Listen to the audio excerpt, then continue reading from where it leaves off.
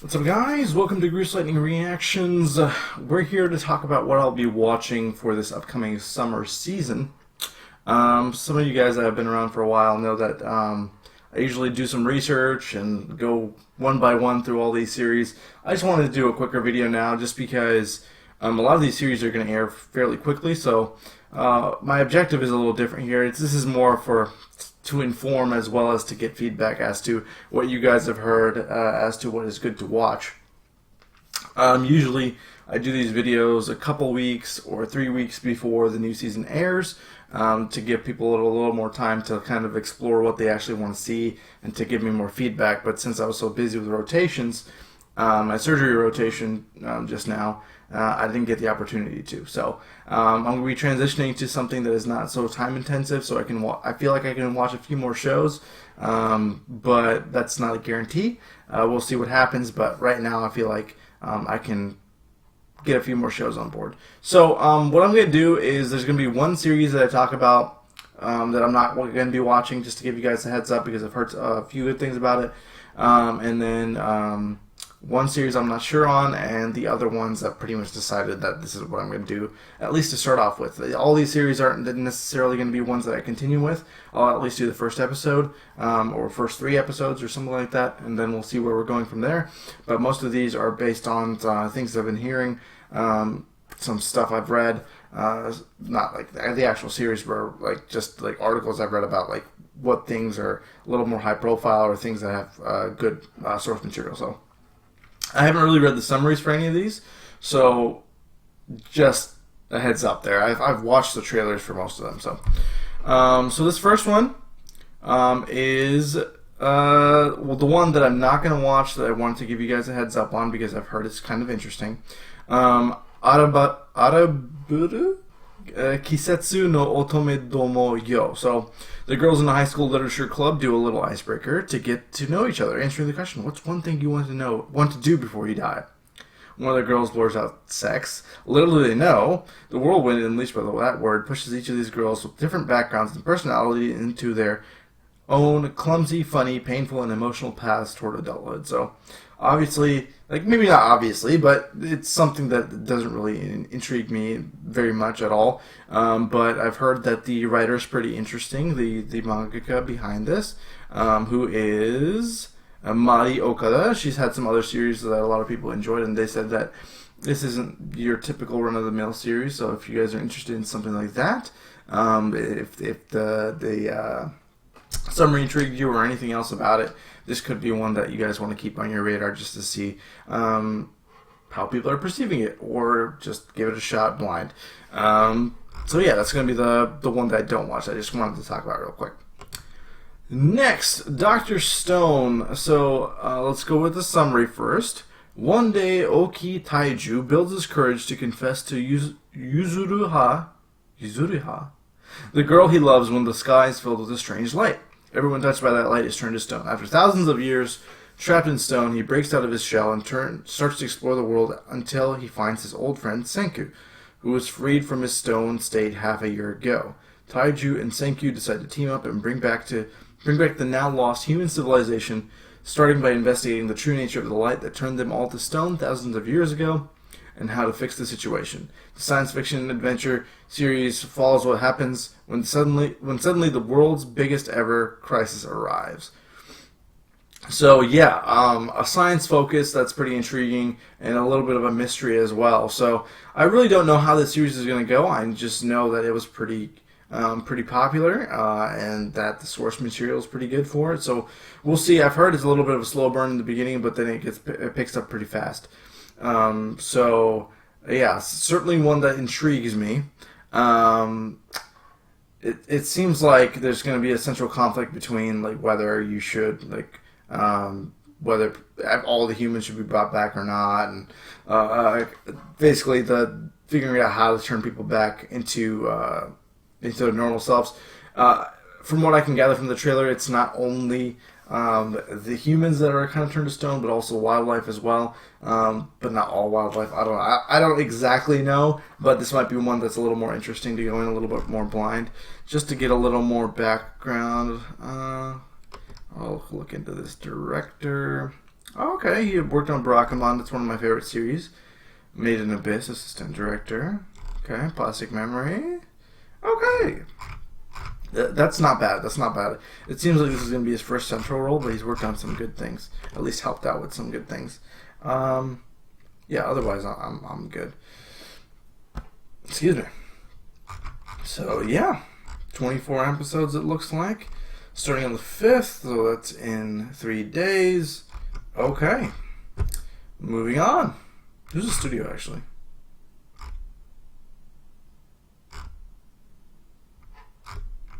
Am I missing something?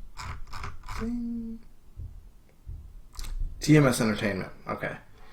Not one I have a ton of, knowledge about, but maybe they've done some interesting... Lupin the Third's always good. Megalobox. Okay, yeah, they did some good things. Yeah, okay. Okay. Yeah, not bad. Okay. Moving on, we have Dungeon ni die wo motomeru no wa machigaeteru daro ka. I said that really bad, but this is it wrong to pick up girls in a dungeon, season 2. I tried to watch the spin-off series previously, and I didn't really like it. I guess, the central focus was a little different. And I just couldn't get into it. But maybe the sequel. I enjoyed the first series. It was pretty fun. I don't mind isekai genre type. Well, it's not even isekai. It's they actually live there, and it's like leveling up and all that stuff. So maybe it's not even isekai, but I had fun with the original series. It's gonna be one I'm gonna watch on my own. Just because that's how I did the first series, and I enjoyed doing it that way. So I'm gonna continue doing that. But yeah. If you're looking for something that is kind of like here, I'll just read. There's the alternative. Wait, no, that's the manga. No, okay. I'll just read the original series if you're interested. Story takes place in the town of Labyrinths, Orario, also called Dungeon. Belle Crane is a newbie adventurer that admires having a fateful meeting with a person of the opposite gender. One day during an adventure, he is attacked by a minotaur. Close to destruction, he's saved by a top-class female adventurer, Eyes of Wallenstein. He falls in love with her at first sight and begins actions to become an adventurer that is on her level. He later encounters Hestia, a god called a Lolita god due to her stature, who falls in love with him. So basically, we have this. This is her, his goddess that kind of like levels him up and stuff. And this is the girl that he falls in love with, and it's a little bit of a lighthearted adventure. I don't think it's anything significant, but it's just a little small fun series that if you're interested in something like that, I would say go for it. All right. Next we have Kanata no Astra. Heard very good things about this series as well. The year is 2061 when space travel is now possible and commercially valuable, and the students of Kaird High School embark on their planet camp. Soon after Group B5 arrived at their planetary campsite, a mysterious and unforeseen sentient light sphere warps its 9 members into outer space, stringing them 5,012 light years away from their home planet. The discovery of an old unmanned spaceship nearby, the students must stay strong and manage their limited resources and remain united in the darkness of space so that all of them can survive their long and likely perilous trek back home aboard the Astra. So this was completely off my radar. I just saw so many people talking about how if the source material is adapted very well, it's going to be one of the better series. It's one of the more high-profile ones as well. So this is being produced by, let's see, Lurch, Studio Lurch, or Lurche, however you want to say it. I know this is more of a grab bag type studio, so okay, Asobi. I know a lot of you guys like that series. Me personally, I didn't. Danganronpa. Okay, so Monster Musume. I feel like, yeah, I mean, in the Danganronpa 3, they can, the artwork and animation will be okay. I don't think it's going to blow your socks off, but they do good stylized work, like Assassination Classroom. Very well done. So I don't know if this is going to be one of those ones where they really funnel in the money to make it as good as possible, but it's solid. It's fairly solid. Director is all I really want to see for this. What did he direct? Anything that I'm a fan of? Doesn't... Oh, okay. It's a little bit of Gintama. It's an episode director, so I can't really say much about that, but Yeah, a little bit of a grab bag here, so I don't know. But I've heard very good things, and we're going to give it a shot. It's going to be one of those ones where I hope it's as good as I've heard. So, moving along. I skipped this one. Enin no Shubotai. This is the one that had the most interesting trailer that really made me want to give it a chance, because the premise I'd heard about it a while ago doesn't sound super awesome, but the artwork and animation just looks so good that maybe I want to give it a shot. Year 198 of the Solar Era in Tokyo, Special Fire Brigades are fighting against a phenomenon called spontaneous human combustion, where human beings are turned into living infernos called infernals. While the infernals are first generation cases of spontaneous human combustion, later generations possess the ability to manipulate flames while retaining human form. Shinra Kusakabe, a youth who gained the nickname Devil's Footprint for his ability to ignite his feet at will, joins the Special Fire Force Company 8, which composes of other flame users as they work to extinguish any infernals they encounter. As a faction that is creating infernals appears, Shira begins to uncover the truth behind a mysterious fire that caused the death of his family 12 years ago. So originally I thought this was like some firefighter shonen series where they're just going around putting out fires. But once the trailer dropped and we got a little bit more of a synopsis, it seemed kind of interesting. So yeah, really, really going off of this based on the artwork and animation. We'll see if the story is any good, and if it's not, that's not going to be enough to carry it forward. Maybe it's going to be something that I kind of watch on my own if it doesn't end up being a good story. But yeah, that's that. Let's look up into this. Who's behind it? David Production. Love David Production. Did a fantastic job on JoJo's. Otherwise, I want to see this creator and director a little bit. The creator. Oh, he's the creator of Soul Eater. I haven't watched Soul Eater, but I know people love Soul Eater, so maybe that's a reason for you guys to watch. Directed Mikaku City Actors. Did not like that one bit. Okay. Otherwise, yeah, whatever. And he also directed that thing that was kind of like Monogatari. Okay, this could be interesting. All right. So that's Enin no Shubotai. What's the English name for this? Fire Force. Okay. Next up, we have one I'm going to watch on my own because I just wasn't sold by the actual trailer, but it looks like it could be some fun. This is Toru Kagako no Accelerator, also known as a certain scientific accelerator. The espers of Academy City are classified in 6 levels, where level 0 lacks power, while level 5 possesses an overwhelming amount. Of the several million espers residing in Academy City, only 7 of them have attained level 5. Ranked highest among them is the one known as Accelerator, so it's this guy. He has Bakugo's voice actor, which is going to be interesting, having a guy that's always that angry and like that as the main character. We'll see. Taru Kagaku no Accelerator focuses on the strongest level 5 after he protects the cheerful Last Order at the price of much of his power. Recovering at the hospital, Accelerator has led a relatively quiet life until he ends up saving the life of Esther Rosenthal, a mysterious girl. I don't know why I said that like that. A mysterious girl carrying a photo of Last Order. Unfortunately, Accelerator now finds himself dragged into a new conflict in the form of a sinister organization called Disciplinary Action, which plots to use Last Order for a dangerous mission. What is Last Order? It didn't just not. Yeah, I guess they don't even really explain it. But now that they have set their plan into motion and are in pursuit of the young girl, it's up to the world's most powerful Esper and his newfound companion to protect Last Order and defend Academy City in the process.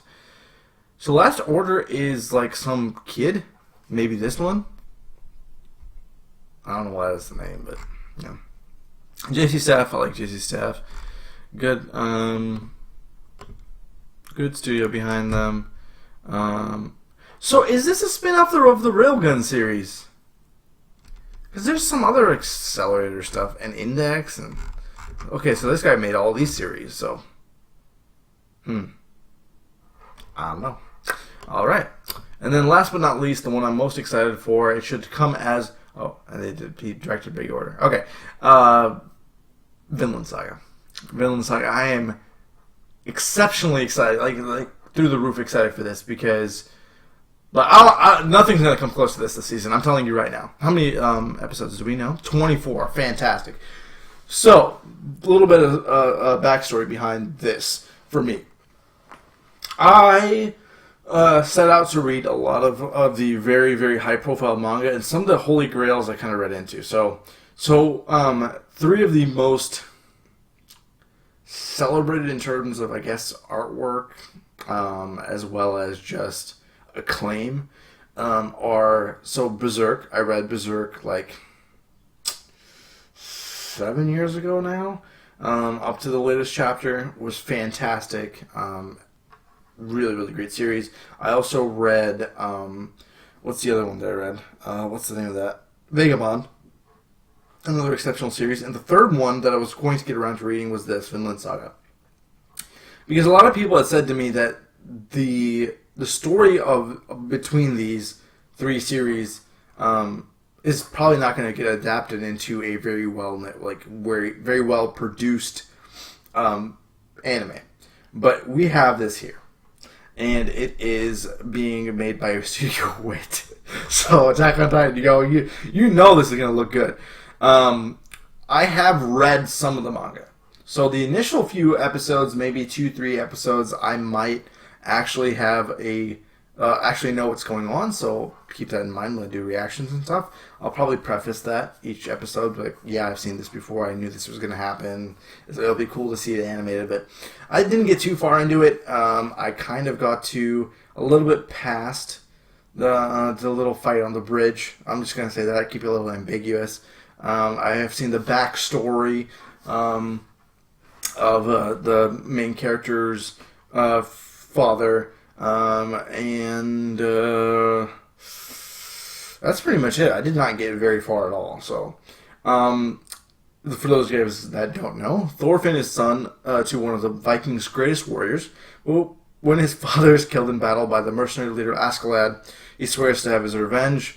Thorfinn joins Askeladd's band in order to challenge him to a duel and ends up caught in the middle of a war for the crown of England. So this is a historical fiction. I tried not to say what happens to the dad right away, but it's in the frickin' summary, so I guess, hey. The main thing is to really see how it happens.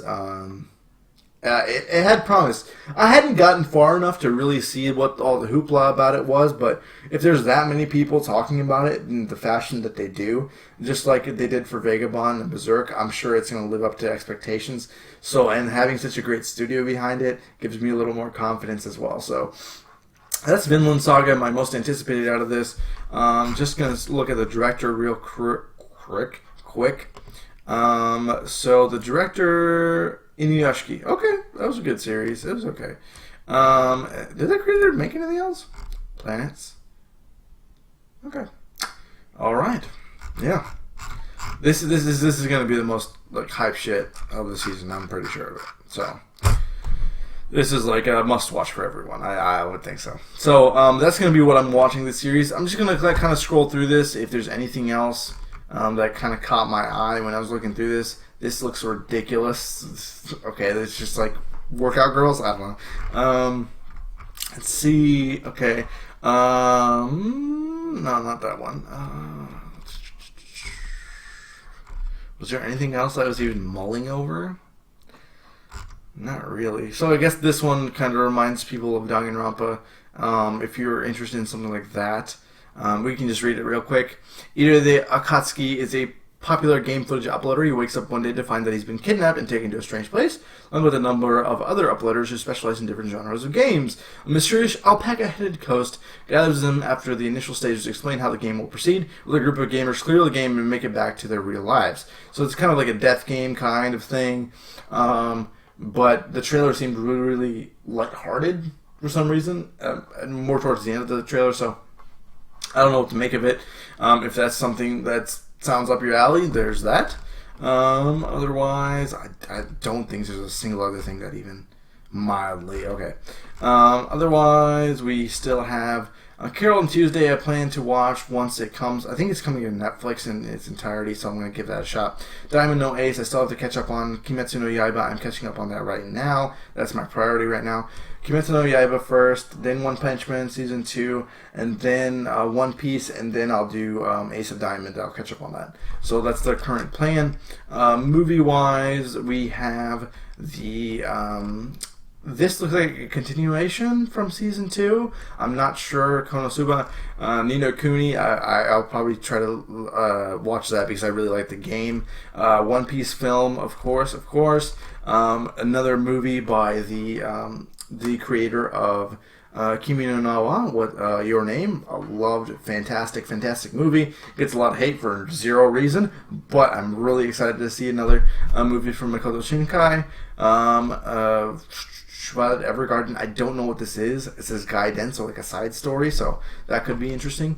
OVAs, I didn't really see too much. Did I see anything that was interesting in OVAs? Yeah, no. Yeah. Alright, yeah, that's going to do it. That's pretty much my little preview / what I'm going to be watching. If there's anything that you guys know a little bit more about or something that you guys can recommend that I'm kind of overlooking, maybe I'll mull it over and maybe add it to the list.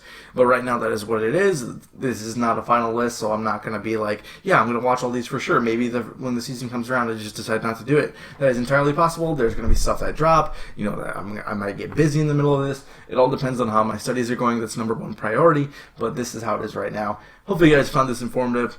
Hope you guys enjoyed this video. If you did, please like and subscribe. And as always, thank you for watching. I'll see you guys next time.